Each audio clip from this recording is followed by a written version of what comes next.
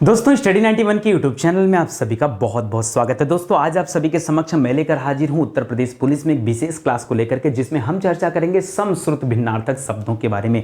ऐसे शब्द जो सुनने में एक समान लगे लेकिन परीक्षा टाइम में धोखा दे देते हैं। हमें समझ में नहीं आता कि सुनने में तो की जैसे लगते थे लेकिन इनके अर्थ अलग अलग कैसे हो गए। ठीक है, एक आध दो सवाल ऐसे आते हैं और हमें दोस्तों उन एक आध दो सवालों को भी ढूंढ के स्वीकार करना है। एक एक सवालों का स्वीकार करना, छोड़ना कुछ नहीं है, ये आप ध्यान दीजिएगा। एक एग्जाम्पल देता हूं दोस्तों, बहुत सारे बच्चों को परेशानी होती है जब आप 10 बार पढ़ते हैं विज्ञ के बारे में, अभिज्ञ के बारे में, और हमेशा कंफ्यूजन हो जाते हैं सर विज्ञ माने क्या होता है, अभिज्ञ माने क्या होता है, अभिज्ञ माने क्या होता है। सर बड़ा कंफ्यूजन होता है। मैं छोटा सा तरीका दूं, ट्रिक किसे कहते हैं समझिएगा। ठीक है, लिखा मान लीजिए विज्ञ, तो विज्ञ समझिए, विज्ञ का मतलब होता है विज्ञान, और विज्ञान तो जानकार लोगों के लिए है, तो विज्ञ कहा जाता है किसे दोस्तों, जानकार को। अगर यही अविज्ञ लिख दे तो क्या कहेंगे, मूर्ख को कहा जाता है। यहां पर क्या लिख दिया, विज्ञ और अभिज्ञ, तो बहुत आराम से आप समझ गए। ठीक है, तो इस तो ध्यान दीजिएगा। इसी तरह के एक और शब्द देता है अभिज्ञ और भिज्ञ। ठीक है, तो अभिज्ञ, अभिज्ञ और भिज्ञ नहीं देता, अभिज्ञ और अनभिज्ञ होता है। तो अभिज्ञ का मतलब होता है जानकार और अनभिज्ञ का मतलब होता है न जानने वाला। तो इस तरह से दोस्तों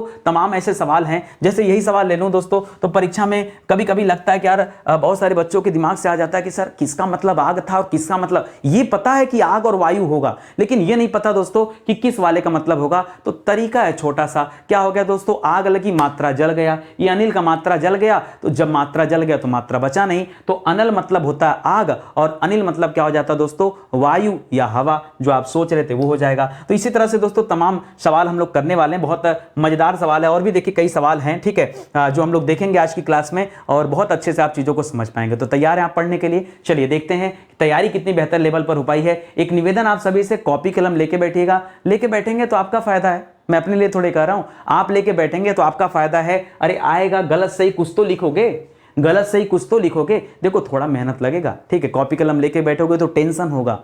ठीक है, और मैं इसीलिए कहता हूं दोस्तों लेके बैठिए, बैठ के देखिए, आपका दिमाग डिस्टर्ब हो जाएगा। एकदम से हम गधे हैं क्या, हमको तो कुछ आ ही नहीं रहा है, ऐसा फील होगा अंदर से। ठीक है, लेकिन धीरे धीरे धीरे धीरे दोस्तों जब आप लिखना शुरू कर देंगे, एक दो क्लास और देखेंगे समश्रुत भिन्नार्थक का, तब दोस्तों आप सभी सवाल सही करने लगेंगे। ये आपकी भलाई के लिए बता रहा हूं। ठीक है, मानना हो मानिए, ना मानना हो कोई बात नहीं। देखिए सिलेक्शन चाहिए तो आज नहीं तो कल ये करना पड़ेगा। ठीक है, करना पड़ेगा। अब दिन रात जो बैठ करके दोस्तों मोटिवेशन स्पीच देखते रहते हो और फला आईएएस का इंटरव्यू, इनका इंटरव्यू, वो अपना डींगे यहाँ के पढ़े हैं कि हम ऐसे पढ़ें वैसे पढ़ें, ये सब नौटंकीबाजी से दूर रहिए यार। आपको सब पता है क्या करना चाहिए, हर विद्यार्थी को पता है क्या करना चाहिए, बस वही मोटिवेशन का लुत्ती लगा आपको। ठीक है, आपको चार्जिंग चाहिए और मेरे पास ऐसी कोई व्यवस्था नहीं। ठीक है, मुझे लगता है कि आप पढ़ने आए और बिना सिलेक्शन का चार्जिंग किस बात का, शरीर में ऐसी इतनी आग होनी चाहिए कि यार हमको सिलेक्शन लेना है तभी आग बुझेगी। ठीक है, तो पता नहीं आपको कौन सा मोटिवेशन चाहिए, समझा रहा हूं ये करो, नहीं करना है। जब कोई बड़ा आदमी आपको बताएगा तब आपको लगेगा कि हाँ यार वो बहुत बड़े आदमी है, वो कह रहे हैं तो हमको ये करना चाहिए। ठीक है भाई, हम भी कह रहे हैं, बड़े आदमी नहीं है, छोटे ही सही, लेकिन आपकी भलाई के लिए कर रहे हैं, लेकिन करेंगे नहीं आप लोग, मुझे पूरा भरोसा है, पक्का भरोसा है दोस्तों, करेंगे नहीं। चलिए जो भी 2 4 10 बच्चे करते हैं उन्हीं के लिए अच्छा रहेगा, वही कर लें, कोई दिक्कत नहीं। आइए आगे बढ़ते हैं दोस्तों, नाराज मत होइएगा, आप सभी से निवेदन है। ठीक है, शुरुआत में गुस्सा कर दिया, चैप्टर स्टार्ट करते हैं।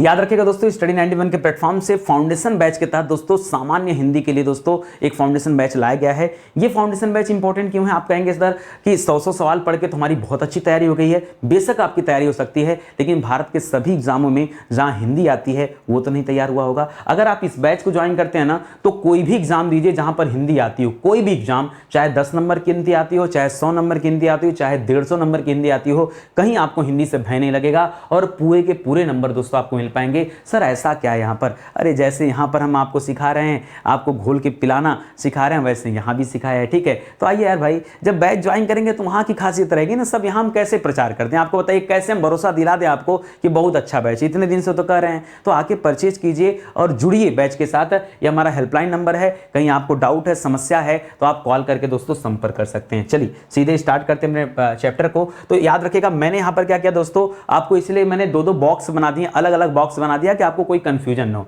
जैसे परीक्षा में देता है दोस्तों अनल और अनिल। ठीक है, अब कंफ्यूजन हो जाता है आपको, अनल किसे कहते हैं, अनिल किसे कहते हैं। मैं ट्रिक बताऊं आपको, ये जो मात्रा लगा है ना, ये आग लग गया और जल गया, ले माचिस मार दिया, फक से खत्म। ठीक है, मात्रा जल गया है तो अनल याद रखेगा, मात्रा जलने की वजह से याद रखेगा यह आग को कहा जाता है। और अनिल किसे कहा जाता है दोस्तों, तो अनिल हवा को कहा जाता है या अनिल वायु को कहा जाता है। ठीक है, समझ में आ गया, कोई दिक्कत आपको नहीं ना। बहुत कंफ्यूजन करता है। सच बताओ, ईमानदारी से बताओ बच्चों, आता है परीक्षा में तो डिस्टर्ब करता है कि नहीं करता है? ठीक है, चलिए आगे देखिए दोस्तों। एक दे रहा दोस्तों सुरभि और एक दे रहा सुरभि। तो दोस्तों हम तो ये तो पता है कि सर किसी सुरभि का मतलब अमृत होता, हमने सुना था, लेकिन आज जब हमने मात्रा को देखा ना तो हम परेशान हो गए कि आखिर में किस सुरभि का मतलब क्या होगा दोस्तों? अमृत होगा। दोस्तों एक्चुअली जो सुरभि आपने पढ़ा था वो अमृत के संदर्भ में नहीं पढ़ा था। सुरभि दोस्तों गंध के संदर्भ में होता है, ठीक है, गंध के संदर्भ में। अच्छा, गंध खराब शब्द है क्या? अरे पागल, गंध अच्छा शब्द है, दुर्गंध खराब शब्द है। गंध तो दोस्तों ठीक है ना, गंध में क्या दिक्कत बताइए? गंध शब्द में क्या दिक्कत है? दुर्गंध, दुर माने होता है गंदा, ठीक है, तब दोस्तों आपको दिक्कत होता है। ये जो सुरभि आप पढ़ रहे थे ना, सुरभि से जो आप अमृत समझ रहे थे, एक्चुअली में दोस्तों उसका मतलब क्या था दोस्तों? गंध से होता। और ये वाले सुरभि का मतलब क्या होता दोस्तों? जब बड़ी की मात्रा लग गया सुरभि, तो सुरभि दोस्तों गाय को कहा जाता है। अलग मामला है कि यार सुरभि किसी बच्ची का नाम भी हो सकता है, ठीक है, लेकिन इसको आप समझिए, ये बहुत इंपॉर्टेंट दोस्तों, एकदम ध्यान लगाते चलिए, जितना आपको बताते चल रहा मैं टिक करते चल रहा हूं, ठीक है। आगे देखिए, देता जलज और जलद। ये तो पता है सर कि जल माने जल होता है, लेकिन जब कभी ज लग जाता है ना तो याद रखेगा किसी भी चीज में जब जल की पर्यायवाची में ज लग जाए तो याद रखेगा वो कमल की पर्यायवाची बन जाता है। जल की पर्यायवाची में कमल लगा देना है, ठीक है, ज लगा देना। जैसे जल की एक पर्यायवाची है नीर, ठीक है, और यहीं पर हमने लिख दिया नीरज, तो क्या हो जाएगा दोस्तों? नीरज मतलब क्या हो जाएगा? कमल हो जाएगा, ठीक है। और जैसे ही जल की पर्यायवाची में आप द लगाते हैं, क्या लगाते हैं? द, तो द से बादल याद रखेगा, तब ये क्या बन जाएगा दोस्तों? बादल की पर्यायवाची बन जाता है। उसी तरह से यहां जलद लिखा है तो क्या हो जाएगा दोस्तों? ये बादल की पर्यायवाची हो जाएगा, ये आप याद रखेंगे, ठीक है। आगे बढ़िए दोस्तों, अगला सवाल, ठीक है। आगे लिख रहा है दोस्तों विज्ञ अविज्ञ। अब विज्ञ और अविज्ञ में दोस्तों बड़ा कंफ्यूजन होता है। तो देखिए विज्ञ को आप समझिएगा, विज्ञ माने विज्ञान, और विज्ञान मतलब बहुत बड़ा जानकार। ये आप ध्यान दीजिएगा, नहीं तो भूल जाएंगे आप, ठीक है, भूल जाएंगे, सही बता रहा हूं, नहीं ध्यान देंगे भूल जाएंगे, ठीक है। तो विज्ञ माने क्या होता है? जानकार। और अविज्ञ भाई इसी का अपोजिट कर दिए, तो जानकार का उल्टा क्या हो जाएगा दोस्तों? जो बहुत जानकार है उसका उल्टा मूर्ख हो जाएगा, तो इसको भी याद रखेंगे, ठीक है। आगे लिख रहा है दोस्तों कटक और कंटक। दोस्तों कटक कहा जाता है सेना को, किसे कहा जाता है? सेना को। और कंटक किसे कहा जाता है? तो कंटक कहा जाता है कांटा को, ठीक है। कंटक किसे कहते हैं? कांटा को। और कटक कहते हैं सेना को, ठीक है। सेना को दोस्तों अनी भी कहा जाता है, अनी किनी ये सब भी नाम है, याद रखेंगे, ठीक है। सित और सिति में दोस्तों क्या अंतर है? बहुत अच्छा सवाल दोस्तों। सित देखिए कहा जाता है, जो ये वाला सित होता है ना, ये कहा जाता है दोस्तों दुर्बल को, किसे कहा जाता है? दुर्बल को कहते हैं सित, ठीक है। और जहां सिति लिखा होता है ना, सिति का तात्पर्य दोस्तों नीला होता है, सिति का तात्पर्य क्या होता है? नीला, ठीक है। और एक होता है शीत,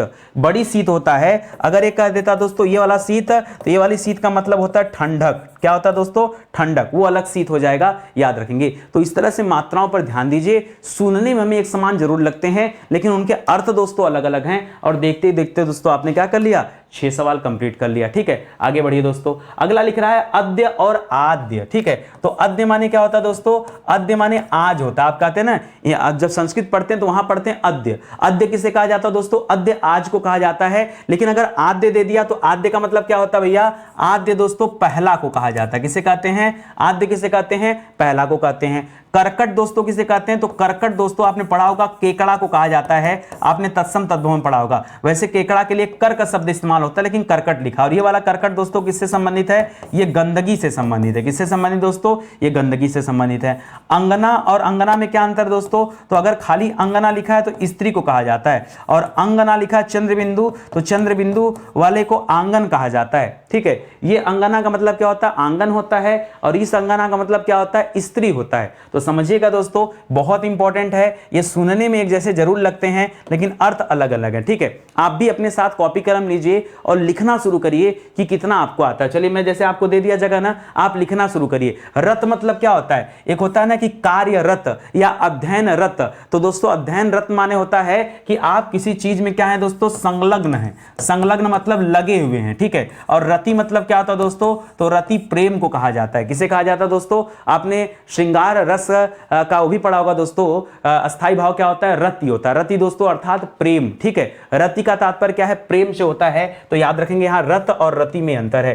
पावस और पायस में क्या अंतर दोस्तों? तो अगर पावस है व, तो व को पकड़िएगा दोस्तों वर्षा लिखिएगा। व से क्या पकड़िएगा? वर्षा। देखिए ट्रिक दे रहा हूं, वरना पावस और पायस से भूल जाएंगे आप परीक्षा में। तो पावस, तो व से वर्षा पकड़िएगा। और पायस किसे कहा जाता है दोस्तों? तो पायस दूध की बनी हुई खीर को कहा जाता है, ठीक है। इसी तरह से दोस्तों अर्घ्य किसे कहते हैं? अर्घ्य। अर्घ्य अर्घ्य कहा जाता है दोस्तों पूजनीय को। किसे कहते हैं दोस्तों?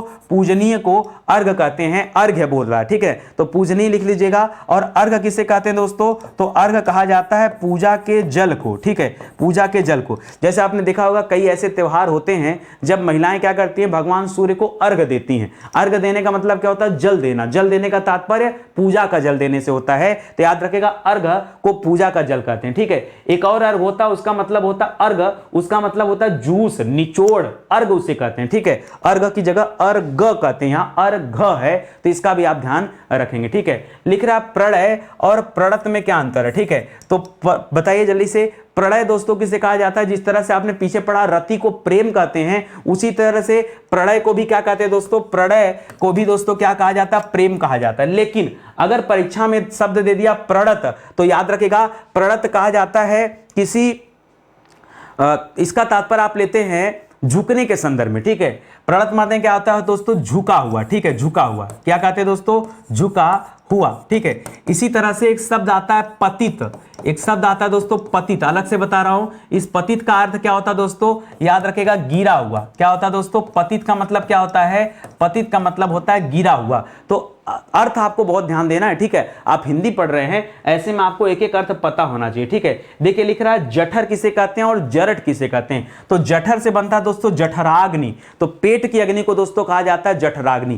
कैसे आपने कह दिया दोस्तों? तो जठर धन अग्नि, तो अग्नि माने आग और जठर माने पेट, तभी तो आपने कहा जठराग्नि। तो जठर किसे कहा जाता है भैया? जठर पेट को कहा जाता है। और जरठ किसे कहा जाता है? तो जरठ दोस्तों पुराना को कहा जाता है, या जरठ दोस्तों किसे कहा जाता है? बूढ़ा को भी कहा जाता है। जी हां दोस्तों, बहुत पुराना या बहुत बूढ़ा को, ठीक है, क्या कहते हैं? जरठ, ठीक है। इसी तरह से एक शब्द लिख रहा है दोस्तों अनिष्ट। क्या दे रहा है दोस्तों? शब्द लिख रहा है अनिष्ट, ठीक है। इस अनिष्ट का मतलब क्या होता है? अनिष्ट का मतलब होता है बुरा। अनिष्ट का मतलब क्या होता है दोस्तों? आप कहते हैं ना कि भगवान न करे किसी के साथ कुछ अनिष्ट हो जाए। अनिष्ट होने का तात्पर्य किससे दोस्तों? बुरा होने से। अनिष्ट का तात्पर्य किससे है? बुरा होने से है। और जब आप अनिष्ट कहते हैं तो निष्ठ, अच्छा अगर अनिष्ट में से ये अ को हटा दीजिए तो क्या बन जाएगा? निष्ठ। निष्ठ का मतलब निष्ठावान होता है, और अनिष्ट का मतलब दोस्तों निष्ठाहीन हो जाएगा। क्या हो जाएगा दोस्तों? निष्ठाहीन हो जाएगा, क्योंकि निष्ठावान की बात तो रह नहीं जाएगी। तो याद रखिएगा ये इसका तात्पर्य होता है, ठीक है। इसी तरह से सम और सम का मतलब क्या होता है? ये वाले सम का मतलब तो बराबर होता है या समान होता है। ये वाले सम का मतलब क्या होता है? चाहे बराबर आप कर लीजिए, बराबर, और चाहे आप सम माने क्या कर लीजिए? समान कर लीजिए। लेकिन अगर बड़ा स दिया है तब क्या करेंगे बताइए? इस बड़े स को क्या कहते हैं? इस वाले सम का मतलब होता है शांति। ये बहुत अच्छा सवाल है, कम बच्चे जानते हैं। अगर परीक्षा में आए ना तो बहुत सारे बच्चे क्या करेंगे? गलतियां करेंगे। आप स्टडी 91 पे पढ़ रहे हैं, आपको गलती नहीं करना है। आपको इसीलिए दोस्तों मैं सिखा रहा हूं, एक एक चीज को सीखते चलिए। पूरी क्लास को देखिए, और क्लास को देखने के बाद किताब खोलिए, क्वेश्चन हल करिए, बाद में हमसे बातचीत करिएगा, कमेंट बाद में कर लीजिएगा, ठीक है। पहले क्वेश्चन हल करना है, सारा क्वेश्चन सही होना चाहिए, ठीक है। आइए अब्ज और अब्द की बात करते दोस्तों। अब कहा जाता है जल को, और मैंने बताया था कि जल के पर्यायवाची में अगर ज लगा हुआ है तो क्या करेंगे दोस्तों? वो सीधा सीधा कमल की पर्यायवाची बना देता है। और अगर द लगा हुआ है तो क्या बना देता दोस्तों? वो बादल की पर्यायवाची बना देता। तो बहुत आसान है दोस्तों, इसको आपको खाली समझना है, ठीक है। इसी तरह से बदन और वदन का मतलब क्या होता है? तो दोस्तों अगर बदन कहता है तो बदन कहा जाता है दोस्तों शरीर को, लेकिन वदन किसे कहा जाता है दोस्तों? तो वदन कहा जाता है मुख को। ध्यान दीजिएगा, बदन का तात्पर्य शरीर होता है, और वदन का तात्पर्य क्या होता है दोस्तों? वदन का तात्पर्य मुख से होता है। इसको भी आप याद रखेंगे, ठीक है। वदन किसे कहते हैं भैया? ये मुख को कहते हैं। चलिए और आज आ जाइए, ठीक है। अगला सवाल लिख रहा कृत और क्रीत का मतलब क्या होता है, ठीक है। तो कृत माने होता है दोस्तों क्रय किया गया, ठीक है। कृत माने क्या होता है? संस्कृत शब्द है। कृत माने होता है कुछ खरीदा हुआ या क्रय किया गया, ठीक है। और उसी तरह से अच्छा कौन से वाले कृत का मतलब क्या होगा दोस्तों? तो ये वाला कृत पकड़ेंगे ना तो कृत माने किया हुआ, किया गया, किया हुआ, ठीक है, कोई कार्य के संबंध में होता है। और इस वाले कृत का मतलब क्या होता है दोस्तों? खरीदा हुआ, ठीक है। खरीदा गया, खरीदा हुआ, ये होता है, ठीक है। तो दोनों को समझिएगा जरा। हम कंफ्यूजन में ना हमेशा क्या करते हैं दोस्तों? उल्टा करते हैं। हम इस वाले कृत का मतलब, जो ऊपर लिखा कृत, उस वाले कृत का मतलब क्या करते हैं? खरीदना समझते हैं। गलत है। याद रखेगा कृत में ये वाला कृत आएगा, और जो ऊपर कृत रखा है दोस्तों कार्य करने के संबंध में होता है, ठीक है। कुछ किया गया उसके संबंध में होता है, ठीक है। इसी तरह से लिख रहा है स्रोत और स्रोत स्रोत, ठीक है। देखिए स्रोत माने क्या होता है, किसी चीज का स्रोत। जैसे मैं आपसे कहूं गंगा का स्रोत क्या है दोस्तों, तो गंगा गंगोत्री से निकलती, गंगोत्री को उसका क्या मान सकते हैं, स्रोत मान सकते हैं। यमुना का स्रोत यमुनोत्री से है। तो याद रखेंगे दोस्तों, ये जो स्रोत शब्द है, ये स्रोत माने क्या हो सकता है, स्रोत माने उद्गम कह सकते हैं। क्या कह सकते हैं दोस्तों, इस स्रोत को उद्गम कह सकते हैं। लेकिन ये वाला जो स्रोत है दोस्तों, याद रखेंगे, ये जब भगवान की स्तुति करते हैं तो वहां पर जो स्रोत होता है वो स्रोत की बात करता है। पढ़ने में लग रहा है आपको खाली ये स्रोत है और ये स्रोत है, तो याद रखेगा भगवान के समक्ष जब कोई स्तुति की जाती है ये उसके परिप्रेक्ष्य में होता है, ठीक है। स्रोत इसको बोलते हैं। ये आधा स त और ये त्र है, जबकि ये स में त्र है, ठीक है। तो समझिएगा दोस्तों अंतर होता है, ठीक है। इसी तरह से लिख रहा अली और अली, तो दोस्तों अली और अली में सर आता तो पक्का है कि एक का मतलब भौरा होता है और एक का मतलब सखी होता है, लेकिन दिक्कत इस बात की सर ना कि हम हमेशा भूल जाते हैं। चलिए आज मैं एक तरीका आपको बताता हूं, फिर कभी जीवन में नहीं भूलेंगे। सखी आप लिखते कैसे हैं, सखी आप लिखते कैसे दोस्तों, तो ऐसे लिखते हैं सखी में, तो जो बड़ी ई रहता है ना, तो यहां भी बड़ी ई लगेगा, ठीक है। तो इस वाले अली का मतलब क्या हो जाता दोस्तों, सखी हो जाता। अब नहीं भूलोगे ना, हम जानते हैं आपको आता है, उत्तर भी आता है, लेकिन परीक्षा टाइम में ना पता नहीं क्यों ऐसा लगता है कि किस वाले अली का मतलब सखी था और किसका भौरा था, ये भूल जाते हो आप, ठीक है। बस उस समय के लिए आपको याद दिला रहा हूं, क्योंकि सखी पे बड़ा मात्रा लिखते हो तो बड़े मात्रा का संबंध बड़े मात्रा से। अब समझ में आ गया ना, तो जो बचा हुआ है दोस्तों उसका मतलब क्या हो जाएगा दोस्तों, भ्रमर हो जाएगा। चाहे भ्रमर कहिए चाहे भौरा कहिए, एक ही बात है, ये आप याद रखेंगे, ठीक है। अगला देखिए, इसी तरह लिख रहा असक्त और आशक्त, ठीक है। तो देखिए सक्त कहा जाता है दोस्तों शक्ति को, और असक्त कहा जाता है दोस्तों अशक्ति को। किसे कहते हैं दोस्तों, अशक्ति। अशक्ति कहिए चाहे यहां पर शक्तिहीन कह लीजिए, ठीक है, शक्तिहीन कह लीजिए। तो याद रखिएगा असक्त किसे कहते हैं दोस्तों, ये हो जाएगा। वहीं दोस्तों अगर आशक्त लिख रहा है तो आशक्त का मतलब होता है अनुरक्त, कि आप किसी चीज में क्या है, पूरी तरह से लगे हुए हैं, उसी में एकदम पड़े हैं, तो आशक्त कहा जाता है। उसके लिए शब्द क्या होता है, आसक्त होता है। एक लिख रहा है सकल, एक लिख रहा है सकल, तो याद रखिएगा उस जो आप सोच रहे हैं ना वो ये वाला शकल है, ठीक है, ये वाला शकल, तो ये इसे शकल कहते हैं। और इस शकल का मतलब होता है चेहरा। क्या होता है दोस्तों, चेहरा। ये अलग दे रहा है। इस शकल का मतलब होता है पूरा, ठीक है। इस शकल का मतलब क्या होता है दोस्तों, पूरा, या फिर आप संपूर्ण कह सकते हैं। पूरा कहिए, संपूर्ण कहिए, कुल कहिए, ये हो जाता है। और ये जो बड़ा शकल लिख रहा है ना, ये वाला शकल, इस शकल का मतलब होता है दोस्तों खंड। खंड या टुकड़ा, क्या कहते हैं दोस्तों, खंड, टुकड़ा, या कहीं कहीं पे दोस्तों अंश आपको मिल जाएगा, ठीक है। तो शकल माने क्या हो जाता है दोस्तों, अगर छोटा सा है तो उसका तात्पर्य दोस्तों संपूर्ण से होता है, कुल से होता है, पूर्ण से होता है, ठीक है, पूरा से होता है। और अगर बड़ा सा है तो उसका तात्पर्य खंड से होता है या टुकड़े से होता है। और शकल का मतलब तो चेहरा होता है, ठीक है। आगे लिख रहा है नियत और नियति, तो दोस्तों नियत माने होता है निश्चित, कि ये तो होना ही है। जैसे आपकी नौकरी क्या है दोस्तों, नियत है, निश्चित है कि आज नहीं कर तो मिलेगी मिलेगी, ठीक है। और नियति माने क्या होता है दोस्तों, तो नियति कहा जाता है भैया भाग्य को। किस तरह अगर हमारे नियति में होगी, ठीक है, नौकरी, तो हम तो लेके रहेंगे। अरे भाई नियति को बदला भी जा सकता है, कर्मों से बदला जा सकता है, ठीक है। आप मेहनत करिए, कर्म करिए, और कर्म से निश्चित रूप से दोस्तों नियति बदलती है, ठीक है। आप ध्यान दीजिएगा, कर्म के आगे सब कुछ फेल है दुनिया में, धरती पे जो कुछ है, चाहे भाग्य है, चाहे आपकी जीवन की लकीरें ही क्यों ना हो, सब कर्म के आगे फेल है दोस्तों। आप गीता उठा के देख लीजिए, भगवान श्री कृष्ण ने एक लाइन में सब कुछ बता दिया, कर्मणे अधिकारस्ते, कर्म से बड़ा कुछ नहीं होता है धरती पर। कर्म करिए, सब कुछ मिलेगा आपको, ठीक है। कर्म करते रहिए, ठीक है। हो सकता हो कि आपको जीते जी ना मिले, कई लोगों के कर्म उनके मरने के बाद उनका साथ देते हैं। आप भगत सिंह को देख लो, क्या सुख मिला भगत सिंह को, बताइए। इस एज में वो फांसी के फंदे को चूम करके झूल गए, ठीक है। जिस एज में लोग शादी ब्याह करते थे, बच्चे पैदा करते थे, रोजी रोटी चलाते थे, माँ बाप के साथ जीवन बिताते थे, क्या जरूरत थी सब करने की भाई। तो उनके अपने जीवन में दोस्तों कुछ नहीं मिला, लेकिन उन्होंने जो कर्म किया आज तक वो जीवित हैं।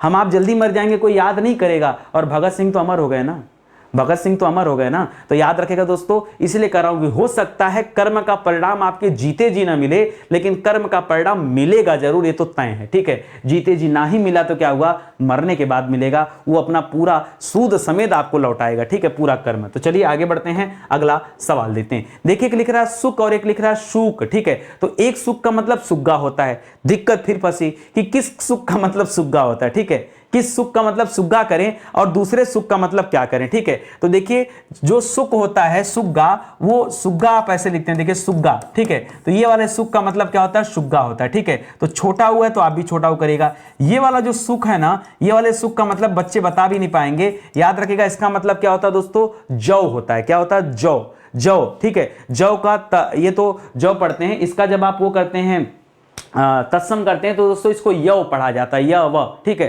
जव को क्या पढ़ा जाता है, यव पढ़ा जाता है, तो इसको भी याद रखिएगा। ठीक है, दूसरा लिख रहा है दोस्तों अघ और अग। क्या लिख रहा है दोस्तों, अघ और अग।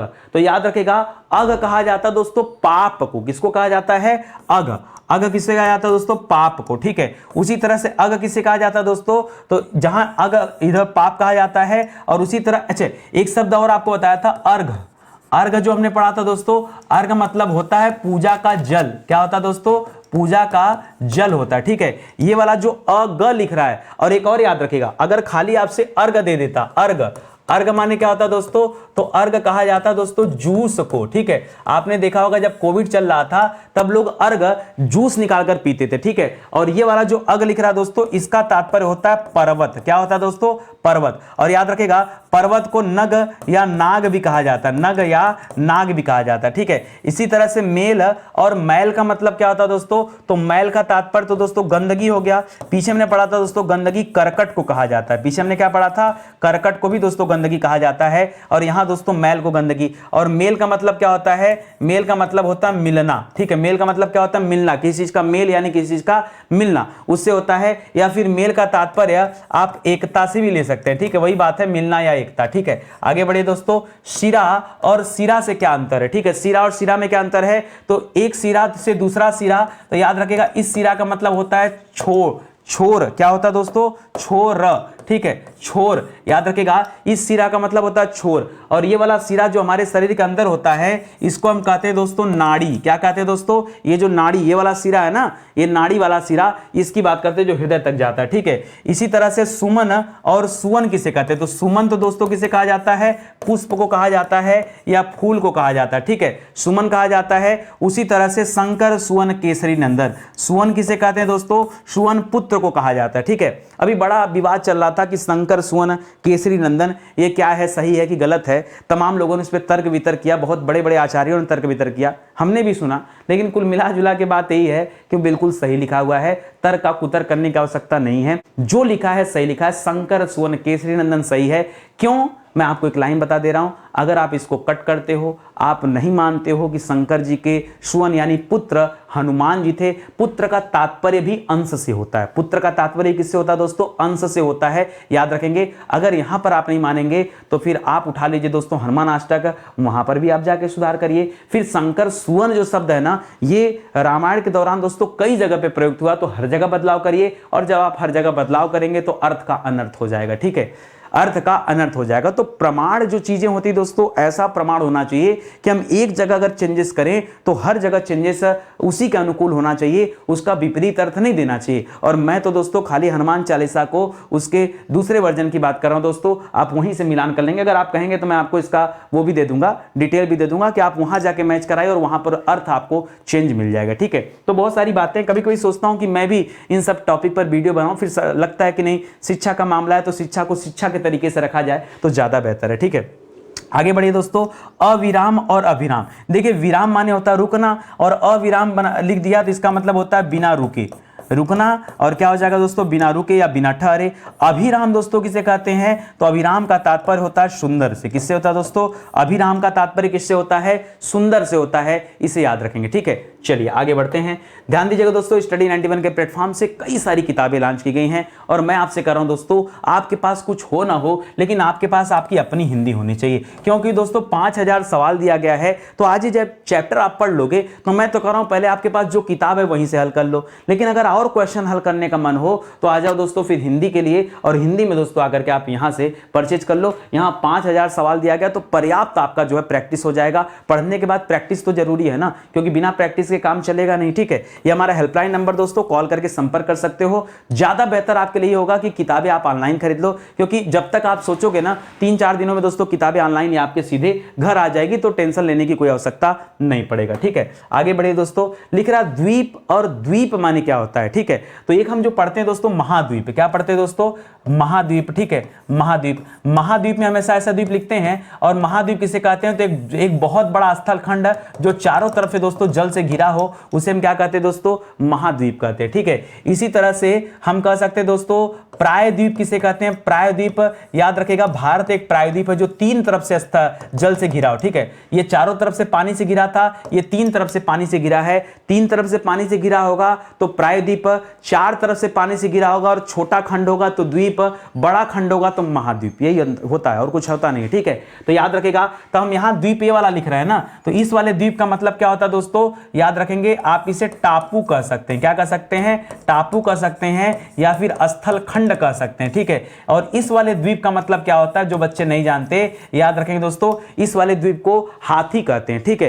रिक्त स्थानों की पूर्ति करें तो रिक्त स्थान का मतलब होता है खाली, रिक्त का मतलब क्या होता है, खाली, ठीक है। लेकिन जब रिक्त लिख दिया तो याद रखेंगे दोस्तों, रिक्त का तात्पर्य दोस्तों किससे होता है, रिक्त का तात्पर्य है उत्तराधिकार में प्राप्त संपत्ति। किससे दोस्तों, उत्तराधिकार में प्राप्त संपत्ति को दोस्तों क्या कहा जाता है, संपत्ति को क्या कहा जाता है दोस्तों, रिक्त कहा जाता है। बहुत अच्छा सवाल है, इसको भी दोस्तों याद रखेंगे, ठीक है। चलिए आज आगे बढ़ते हैं। लिख रहा अतल, और अतुल को क्या कहा जाता है, ठीक है। देखिए तल माने क्या होता है, ये तल हो गया, ठीक है, तल, और यहीं पर लिख दिया दोस्तों अतल, तो अतल का मतलब होता है दोस्तों तल नहीं है। भाई विपरीत में चले जाओगे ना, तो जैसे जमीन को हम तल कहते हैं, तो अतल मतलब क्या हो गया दोस्तों, अतल का मतलब हो गया तल रहित। क्या हो गया दोस्तों, अतल का मतलब हो गया तल रहित, ठीक है। और अतुल का मतलब क्या होता है दोस्तों, अतुल देखिए तुलना शब्द होता है दोस्तों, वो तुलना हो गया, लेकिन यहां पर अतुल लिख रहा है, तो अतुल का तात्पर्य आप किससे कर सकते हैं बताइए,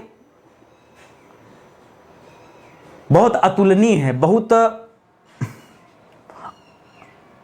अतुल, अतुल का आप कर सकते हैं अनुपम कर लीजिए, अतुल का क्या कर लीजिए, अनुपम कर लीजिए, ठीक है। अतुल मतलब कि कोई ऐसी चीज की जो बहुत अतुलनीय है, जिसकी तुलना आप किसी से नहीं कर सकते, यानी बहुत अनुपम है या फिर बहुत अद्वितीय है। क्या है दोस्तों, अद्वितीय है। इस तरह के शब्द का इस्तेमाल आप यहां पे कर सकते हो। देखो ये जो चैप्टर है ना, ये खाली ये है कि एक ही तरह के 2 शब्द होते हैं, समश्रुत भिन्नार्थक, जो सुनने में हमको एक समान लगते हैं लेकिन उनके अर्थ भिन्न भिन्न हैं। तो हमें यहाँ कुछ करना नहीं है, हमें खाली ये हमारा डिक्शनरी तैयार हो रहा है। जैसे आप इंग्लिश डिक्शनरी पढ़ते हैं, अर्थ पढ़ते हैं, उसी तरह से हिंदी की डिक्शनरी है, ठीक है। तो हिंदी की डिक्शनरी में हिंदी शब्दों के अर्थ को आपको समझना है और कुछ थोड़े है। यहाँ तो सिंपल सी बात है, दे रहा है आपके सामने, ठीक है। जैसे लिख दिया चीर और चीर, तो इस वाले चीर का मतलब तो कपड़ा होता है, आप जानते हैं अच्छी तरह से। और ये वाला चीर दोस्तों जैसे होता है चीरकाल, चिरायु, तो दोस्तों चीर का मतलब होता है सदा रहने वाला, ठीक है, या शाश्वत, ठीक है। शाश्वत मत कहिए, सदा रहने वाला कहिए, क्योंकि शाश्वत का तात्पर्य अलग हो जाएगा, ठीक है।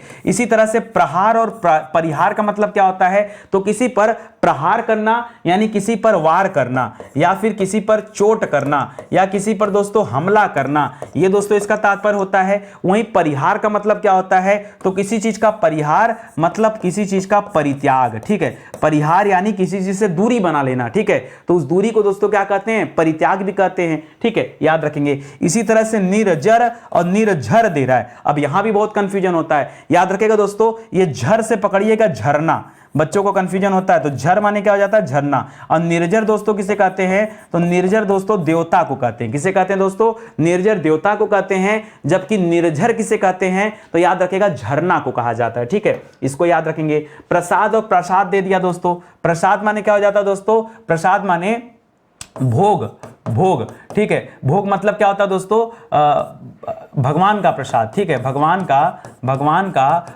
का भोग जो होता है दोस्तों, उसी को आप प्रसाद कहते हैं। और ये वाले प्रसाद का मतलब क्या होता है दोस्तों, तो इस प्रसाद का तात्पर्य होता है महल, ठीक है। इसी तरह से लिख रहा अचल और अचला। देखिए अचल माने क्या होता है, जो चलायमान ना हो, जो स्थिर हो एक जगह पे, ठीक है। और स्थिर के संबंध में दोस्तों आप यहां कह सकते हैं पर्वत को। पर्वत क्या होता है दोस्तों, ये स्थिर होता है, चलायमान तो है नहीं, जहां पे है पड़ा है। लेकिन अचला अगर लिख दिया तो क्या करेंगे, अचला दोस्तों पृथ्वी को कहा जाता है। यही तो आपको ध्यान देना है, पृथ्वी तो चलायमान है ना, तो कंफ्यूज मत होइएगा। पृथ्वी तो अपने धुरी पे घूमती है, सूर्य के चारों तरफ चक्कर भी लगाती है, तो पृथ्वी तो स्थिर है नहीं, पृथ्वी तो हमेशा चल रही है। ठीक है, तो अचल क्या है दोस्तों, यहां पर पर्वत अचल है और अचला क्या दोस्तों, पृथ्वी हो जाएगी। निर्माण और निर्वाण में क्या अंतर है दोस्तों, तो किसी चीज का निर्माण, इसका तात्पर्य क्या दोस्तों बताइए, निर्माण का उल्टा तो ध्वंस होता है, निर्माण माने कुछ बनने से होता है, यही तो कह सकते हैं कि और कुछ बोल सकते हैं, बताइए कोई एक शब्द बताइए जो निर्माण के स्थान पे कह सकते हैं। रचना बोल सकते हैं क्या, निर्माण माने रचना बोल सकते हैं। और निर्वाण किसे कहते हैं दोस्तों, आप कहते हैं ना भगवान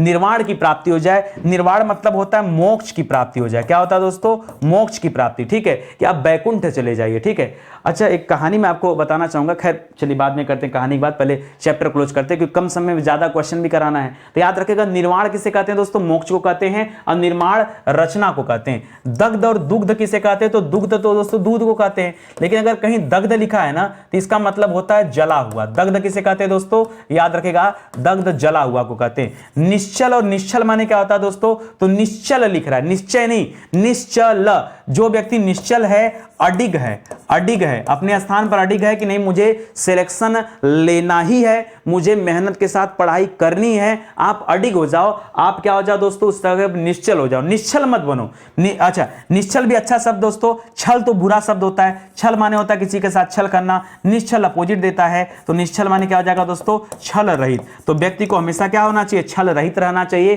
किसी के साथ छल नहीं करना चाहिए। ठीक है, आगे बढ़िए, लिख रहा अजर और अजीर का मतलब क्या होता है, तो अजर दोस्तों कहा जाता है दोस्तों, जैसे आपने सुना होगा अजर रहो अमर रहो, तो अजर मतलब होता है जो बूढ़ा ना हो। अजर का तात्पर्य क्या दोस्तों, जो बूढ़ा न हो। और कौन बूढ़ा नहीं होता दोस्तों, तो जितने देवता हैं कभी बूढ़े नहीं होते, क्यों, ये अमर है ना, इनको अमरत्व का वरदान मिला हुआ, ये अजर अमर है। ठीक है, इसी तरह से अजीर दोस्तों किसे कहते हैं, तो अजीर आंगन को कहा जाता है। ठीक है, और पीछे हमने अंगना भी बताया था दोस्तों, उसे भी अजीर कहते हैं। तो अजर और अजीर, इन शब्दों को भी आप याद रखिएगा। ठीक है, आगे बढ़िए, लिख रहा अभिनव और अभिनय में दोस्तों क्या अंतर है, चलिए बताइए जल्दी से, सोच समझ के जल्दी से जवाब दीजिए कि अभिनय किसे कहते हैं। अभिनय प्रस्तुत करना, या फिर आप कह सकते हैं कि अभिनव, अभिनय नहीं लिख रहा है, देखिए अभिनव एक शब्द आप लिख सकते हैं जो अभी मैंने बोला, अभिनय।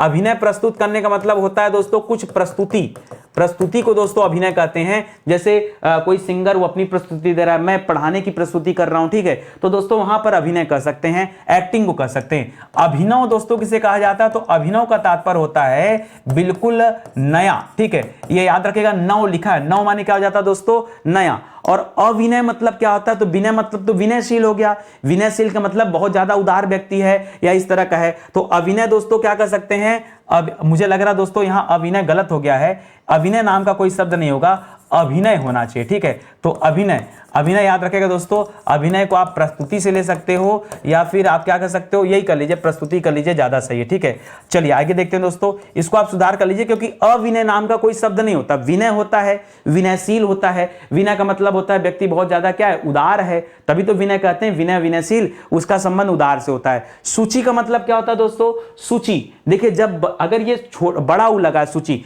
तो इस वाले सूची का मतलब होता है सुई, क्या होता है दोस्तों, सुई। और अगर ये वाला सूची लिखा है सूची, तो इस सूची का मतलब होता है दोस्तों स्वच्छ, ध्यान दीजिएगा, इस वाले सूची का मतलब सुई होता है। और एक सूची आप पढ़ते हैं, ठीक है, एक पढ़ते हैं सूची, विषय सूची, तो ये दोस्तों पाठ्यक्रम से संबंधित होता है। ठीक है, या फिर सूची का मतलब क्रम होता है, पाठ्यक्रम ना करके क्रम करिए। ठीक है, चलिए आमरण और आभरण बताइए। आमरण माने होता है मरने तक, आमरण मतलब क्या होता है दोस्तों, मरने तक। और आभरण किसे कहते हैं, तो आभरण दोस्तों अलंकार को कहते हैं, अलंकार को। जी हाँ दोस्तों, सोना चांदी जेवर जोहरात आभूषण, याद रखेगा, आभूषण को क्या कहते हैं दोस्तों, यहाँ आभरण कहते हैं। ठीक है, एक शब्द दे रहा तरंग और तुरंग।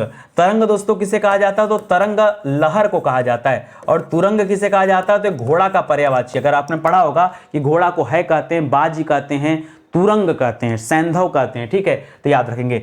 पथ माने क्या होता है दोस्तों, ठीक है, पथ माने होता है रास्ता, पैड़ा। ठीक है, और पथ माने क्या होता है दोस्तों, तो रास्ते में भोजन सामग्री जो होती है दोस्तों, खाने योग्य सामग्री, उसे हम क्या कहते हैं दोस्तों, याद रखेंगे, उसे हम पथ्य कहते हैं। ठीक है, या फिर पथ्य को आप कह सकते हैं स्वास्थ्यप्रद आहार, जो स्वास्थ्य के लिए अच्छे आहार होते हैं उसे भी दोस्तों पथ कह सकते हैं। कांता और कांतार में क्या अंतर है? तो कांता दोस्तों पत्नी को कहा जाता है। किसे कहा जाता है? कांता मतलब क्या होता है? पत्नी, या फिर कांता मतलब होता है सुंदर स्त्री, ठीक है, पत्नी या सुंदर स्त्री दोनों, ठीक है। वहीं कांतार, अब एक मूवी आई थी दोस्तों कांतारा, कांतारा वो अलग हो जाएगा दोस्तों, वहीं से पकड़ लीजिए जंगल, जंगल पे आधारित मूवी थी दोस्तों। तो कांतार किसे कहते हैं दोस्तों? ये जंगल का पर्यायवाची, जंगल को जंगल कहते हैं, अरण्य कहते हैं, वन कहते हैं, कांतार कहते हैं, ये सब दोस्तों पर्यायवाची में आता है। तो अगर आपको जानकारी होगा शब्द अर्थ का तो आप आसानी से बता पाएंगे, ठीक है। आगे बढ़िए। तम, तम दोस्तों किसे कहते हैं? तो तम दोस्तों रात्रि को कहते हैं। तम किसे कहते हैं? रात्रि को। और तमा किसे कहते हैं भैया? अब देखिए यहां पे होता है बहुत बड़ा कंफ्यूजन दोस्तों। जो हमने किया ना कि तम रात्रि को कहते हैं, बस यही हो गया गलत। एक्चुअली में ये आपके अभी भावनाओं की बात कर रहा था। जैसे तम आएगा आप रात्रि कर लेंगे, आपकी भावनाओं के बारे में बता रहा हूं दोस्तों। ये हो जाएगा आपका, मैं लिख के यहां गलत करता हूं सबसे अच्छा, ठीक है। तो याद रखेगा दोस्तों, ये रात्रि नहीं होगा। तम का मतलब होता है दोस्तों अंधकार। तम का मतलब क्या होता है? अंधकार। तमा का मतलब होता है दोस्तों रात्रि। तमा का मतलब क्या होता है दोस्तों? रात्रि, ठीक है। तो इसको याद रखेगा, बहुत बढ़िया सवाल है, बहुत अच्छा सवाल है, गलती हो सकता है, ठीक है। भीति और भित्ति मतलब क्या होता है दोस्तों? तो भीति माने होता है डर, और भित्ति मतलब क्या होता है दोस्तों? दीवार। भित्ति मतलब क्या होता है? दीवार, ठीक है। तो भीति कहीं पे लिखा है दोस्तों भीति, तो भीति का तात्पर्य दोस्तों क्या होता है? डर से होता है, और भित्ति का तात्पर्य दोस्तों किससे होता है? दीवार से होता है। इसी तरह से प्रवार का मतलब क्या होता है? देखिए प्रवाल भित्ति का नाम सुना होगा, तो प्रवाल का तात्पर्य दोस्तों मूंगा से होता है, ठीक है, मूंगा से होता है। जबकि प्रवार जो लिख दिया दोस्तों क्या हो जाएगा? तो इसका तात्पर्य दोस्तों वस्त्र से होता है, ठीक है। पीछे हमने पढ़ा था दोस्तों कि चीर, चीर माने वस्त्र होता है। क्या होता है दोस्तों? चीर माने वस्त्र होता है, यह भी हमने पढ़ा था, ठीक है। तो यहां प्रवार माने वस्त्र है, यह भी जरा ध्यान दीजिएगा, बढ़िया सवाल है, ठीक है। अगला लिखा उपल और उत्पल। तो याद रखें दोस्तों, उपल माने क्या होता है? पत्थर होता है। खाली उपल लिख रहा है तो याद रखेगा पत्थर करेगा। और उत्पल माने क्या होता है दोस्तों? तो उत्पल दोस्तों कमल की पत्तियों को कहा जाता है। इसी तरह से उर और उरु में दोस्तों क्या अंतर है? तो उर कहा जाता है हृदय को, ठीक है, हृदय को, ठीक है। आपने पर इसी से देखिए एक शब्द बना है उरग, ठीक है। उरग माने होता है पेट के बल चलने वाला या हृदय के बल चलने वाला। हृदय यहां पर है ना, तो याद रखेगा लेटने को कहा जाता है। उसी तरह से उरु को दोस्तों क्या कहते हैं? तो उरु माने होता है दोस्तों आपका जांग। क्या होता है दोस्तों? जंघा, जंघा या जांग। जी हां दोस्तों, जंघा या जांग को क्या कहते हैं? उरु कहते हैं, ठीक है, उरु। कृति और कृति मतलब क्या होता है दोस्तों? तो ये रचना कबीरदास जी की है, तुलसीदास जी की कृति है। तो कृति माने होता है दोस्तों रचना। कृति माने क्या होता है? रचना। और कृति कर दिया, बड़ी की मात्रा डाल दिया, तो कृति का तात्पर्य होता है दोस्तों चतुर। क्या होता है? कृति का मतलब क्या होता है? चतुर होता है, ठीक है। बहुत सारे हिंदी में अर्थ ऐसे होते हैं जो पता नहीं होता है। देखिए स्टडी 91 पर आएंगे तो निश्चित रूप से फिर वही वाली बात, जब आसान चैप्टर में पढ़ाता हूं देखता हूं खूब वाचिंग आता है, जहां भी थोड़ा टेक्निकल चैप्टर आता है बस आप लोग भग जाते हैं। अरे भाई डेली पढ़ने की आप आदत डालिए और पूरा वीडियो देखने की आदत डालिए। मैंने ये भी देखा कि बहुत सारे बच्चे ना 10 मिनट 5 मिनट पढ़ेंगे चले जाएंगे, पता नहीं 5 मिनट में आते हैं और कितने तेजी से पढ़ लेते हैं। कितने बड़े विवेकानंद हो गए कि समझ में नहीं आता कि 5 मिनट की क्लास देखकर वो पूरा 40 मिनट की क्लास को भांप जाते हैं कि आगे क्या नितिन सर पढ़ाने वाले हैं। इतने टैलेंटेड, धन्य प्रभु आप, धन्य प्रभु। कहाँ है चरण आपके? लाइए पकड़ लें, ठीक है। अरे यार पूरी क्लास देखा करो भाई, पूरी क्लास देखने के लिए तो इतना मेहनत से बनाया जाता है, वरना हम भी 4 साइड पढ़ा के चले जाएं, ठीक है। तो ध्यान दीजिए, कम से कम इतनी सारी चीजें हैं, ठीक है। आइए आगे बढ़ते हैं दोस्तों। लिख रहा पुर, और पुर का मतलब क्या होता है? आपने देखा होगा मिर्जापुर, पुर, हर जगह पुर लिखा होता है दोस्तों। तो ये पुर दोस्तों अक्सर करके मिलता है, जैसे जौनपुर में पुर मिल गया, देखिए जौनपुर मिल गया, जैसे मिर्जापुर में पुर मिल गया। तो याद रखिएगा पुर का तात्पर्य क्या दोस्तों? पुर कहा जाता है नगर को। पुर किसे कहा जाता है दोस्तों? पुराने जमाने में जो मुगल काल के समय में दोस्तों ये नाम पड़ा था पुर, उस समय में दोस्तों जो नगर होते थे उन्हें पुर कहा जाता था, और जहां मंडी वगैरह लगती थी उसे दोस्तों गंज कहा जाता था। मंडी के लिए एक शब्द होता था मंडी, जैसे आपने सुना होगा लालगंज, ठीक है, गंज सुना होगा, तो गंज दोस्तों मंडियों को कहा जाता है। मुगल काल की बात है, ये बात की बात है, अगर आप पढ़ेंगे तो आपको समझ में आ जाएगा, ठीक है। तो याद रखेगा यहां पर एक पुर का मतलब क्या हो जाएगा? नगर, और ये वाला जो पुर दे रहा ना इसका मतलब हो जाता है दोस्तों बाढ़। क्या हो जाता है? बाढ़। इसी तरह से अभिज्ञ और अविज्ञ दे रहा दोस्तों। पीछे देखिए मैंने विज्ञ बताया था, पीछे मैंने आपको विज्ञ बताया था, और विज्ञ से विज्ञान को बता करके जानकार बताया था। यहां अविज्ञ दे रहा है, इसका मतलब यहां यहाँ अविज्ञ का मतलब क्या हो जाएगा दोस्तों, मूर्ख हो जाएगा, क्योंकि विज्ञ माने जानकार होता है, तो अविज्ञ किसे कहते हैं दोस्तों, मूर्ख को कहते हैं। और अभिज्ञ का मतलब क्या हो जाएगा, अभिज्ञ का मतलब क्या हो जाएगा दोस्तों, विद्वान हो जाएगा, ठीक है। अभिज्ञ का मतलब विद्वान हो जाता है। और इसी अभिज्ञ में एक शब्द जुड़ता है अनभिज्ञ, तो जो न जानता हो, न जानकार हो, उसके लिए दोस्तों क्या होता है, यह अनभिज्ञ शब्द होता है, ठीक है। आगे बढ़िए, इंदिरा और इंदिरा का मतलब क्या होता है, ठीक है। तो एक तो दोस्तों इंदिरा आपने पढ़ा होगा कि लक्ष्मी का पर्यायवाची है, ठीक है। माता लक्ष्मी का पर्यायवाची क्या है दोस्तों, इंदिरा है। और इंदिरा दोस्तों किसे कहा जाता है, तो याद रखेगा, इंदिरा इंद्र की पत्नी को कहा जाता है। इंद्र की पत्नी को क्या कहा जाता है दोस्तों, इंदिरा कहा जाता है। वैसे इंद्र की पत्नी है कौन दोस्तों, उनका नाम था शची। क्या नाम है दोस्तों, शची नाम था। इसी तरह से चपल और चपला लिख रहा है दोस्तों, तो चपल किसे कहते हैं, चपल दोस्तों कहा जाता है चंचल को। चपल माने क्या होता है, चंचल। और चपला माने क्या होता है दोस्तों, तो चपला माने होता है बिजली, बिजली होता है, याद रखेंगे।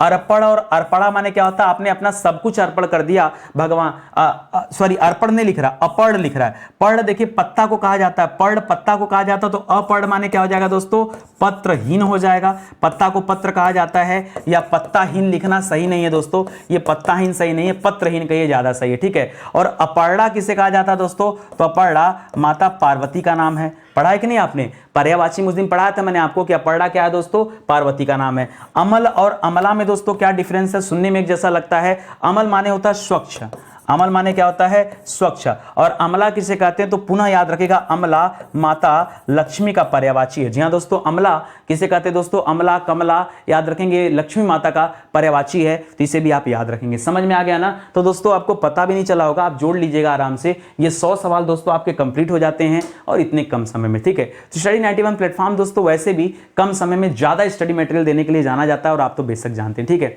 हमारे इस प्लेटफॉर्म से दोस्तों कई विषय के लिए फाउंडेशन बैच लॉन्च किए गए, जिसमें जीरो लेवल से लेकर एडवांस लेवल की तैयारी आप कर पाएंगे। तो दोस्तों आइए एक बार बैच को ज्वाइन कीजिए, और हर विषय मत खरीदिए, पहले एक विषय को पढ़िए, सेटिस्फाई होइए, और तब अगर आपको लगे कि वाकई क्वालिटी कंटेंट है, यहां पर दम है विषय में, तो दोस्तों आप आगे के विषय को परचेज करिए। वैसे मुझे पता है कि एक लेने के बाद आपकी आदत नहीं मानेगी, क्योंकि कहीं से पढ़ने के बाद संतुष्टि ही नहीं मिलेगा। जो संतुष्टि अभी हिंदी में नहीं मिलता ना, आप जाओ यूट्यूब पे ढूंढ के आओ और कहीं भी पढ़ के आओ, संतुष्टि नहीं मिलेगी। पढ़ने के लिए पढ़ लोगे, संतुष्ट नहीं रहोगे, संतुष्टि आपको स्टडी 91 पर मिलेगा, नितिन सर के साथ मिलेगा। तो दोस्तों वही हाल बैच में भी है, आप ज्वाइन करके तो देखो, ये हमारा हेल्पलाइन नंबर दोस्तों, कॉल करके आप संपर्क कर सकते हैं, ठीक है। तो चलिए आज का सेशन ही समाप्त होता है। उम्मीद करता हूं आपको अच्छा लगा होगा और समझ में भी आया होगा, ठीक है।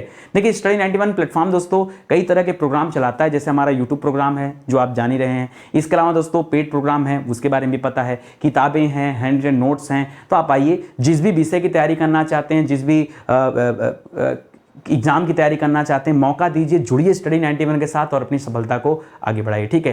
तो आज का सेशन ही समाप्त होता है। एक निवेदन हाथ जोड़कर है कि अगर वीडियो अच्छा लगा हो और आपको लग रहा हो कि नितिन सर वाकई मेहनत कर रहे हैं और हमारे लिए नए नए टॉपिक ढूंढ के ला रहे हैं, बहुत मेहनत कर रहे हैं, तो प्लीज़ हाथ जोड़कर आप सभी से निवेदन है कि एक बार आप वीडियो को लाइक कीजिए, कमेंट कीजिए और शेयर कीजिए, ताकि ज़्यादा से ज़्यादा बच्चे जुड़े। एक बार ये भी चेक कर लीजिए कि आपने चैनल को सब्सक्राइब किया है कि नहीं, क्योंकि सब्सक्राइब करेंगे तभी नोटिफिकेशन आएगा और तभी आप जान पाएंगे कि कब कौन सी क्लास दी जा रही है, ठीक है। तो मिलते हैं दोस्तों अगले लेक्चर में, तब तक के लिए बहुत बहुत धन्यवाद आपका। जय हिंद, जय Bharat, thank you so much.